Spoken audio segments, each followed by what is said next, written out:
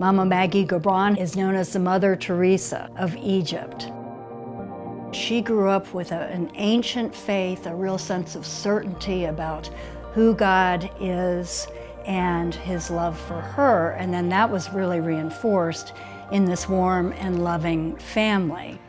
She had the best education, and she went on to study marketing. That parlayed then into her professional life. She enjoyed all the fruits of a very lavish lifestyle. One day, Mama Maggie went with some members of her faith community into one of Cairo's very notorious garbage villages. She was absolutely stunned by what she saw there.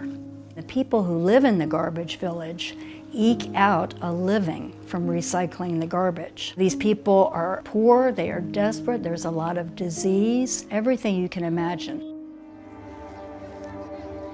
Mama Maggie established the ministry that today is known as Stephen's Children, a ministry that has grown over the years to reach the poor and the disenfranchised all over the Middle East.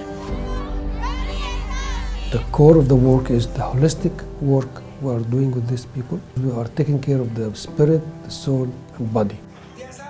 We have thousands of examples how these children, they break the cycle of the poverty, and they have hope, and they have future now. That's why we established this center, to provide the basics education to help these kids to grow up in a good schools. These schools, it's open for everyone. When we plan these schools in the area, it's upgrade the whole area. It teaches the children high quality behaviors, how to respect each other, how to appreciate each other, how to love each other, which is some good values they need to learn from this early age. أنا مبسوطة ومتشرفة خالص إن أنا ولادي في مدرسة فرح، مدرسة ماما ماجي، عشان متعلمة منها المحبة هنا في المدرسة من ألحد لغاية مستر رزق، كلهم على دماغي من فوق، اللي بيعاملونا بكل محبة، بيعتبرونا. The boys learn how to make shoes, which is a very good skill. They can get income from this. The girls doing some sewing and doing some knittings, which is very neat also in the winter time for these families. For the body, we provide the medical care in all of our centers to provide at least the first aid for the children in the center, for their parents, for the neighborhood. We have a program with the mothers, a regular gathering every month. We believe that if you have a good mothers, you will have a good generation. We have this farm for many years now. We do camps for the children. This is the time to be in a clean place and fresh air. It's time to play and to pray and to eat 3 meals a day and to have showers and do some sports, which is very good things to build up their characters and their personality. It started gradually, and now we are working in more than 600 villages, different areas in the whole country. وجود خدمة ماما ماجي في المكان دوت بتحول كل بيت، بيجي هو منارة بيطلع منه نور يشع على الناس اللي حواليه.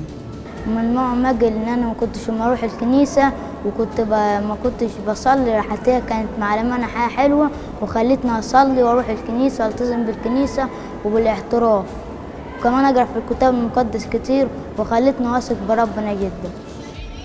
We are teaching the Bible. The children memorize verses and get in touch with the God's words and pray every day. That's why we always share the values, how to be positive, whatever is right, whatever is true, whatever is pure. God wants us to think about. This is how we spread the values from the Bible in this education. بني في الخدمة بتاعتها برضو، ونفسي فيما بعد أبقى زيها. كل ما بقدر أقرب من ربنا أكتر، كل ما بقع في مشكلة كان دايما المس تقول لي خليكي ماسكة في ربنا، اطلبي منه هو. The name of my next ministry is called Stephen Children Ministry, because Stephen, he was the first martyr in the Bible. In 2015, they have a group of young men from Egypt. They were working in Libya, and the ISIS catch them, and they know that they are Christians from their IDs, and then they challenge them to leave Christ or to die. These young men, they were children in the program. They learned how to love God, how to love others. That's why when they came to this situation, it was very easy for them to say, no, we are going to stick to Christ. We will live and die for God. That's why it was easy for them to be martyrs. Only because the seeds we plant in their life since they were young children.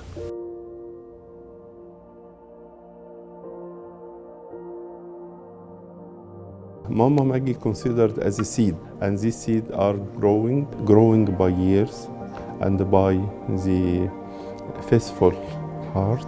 Therefore, her work are growing like a tree with many fruits.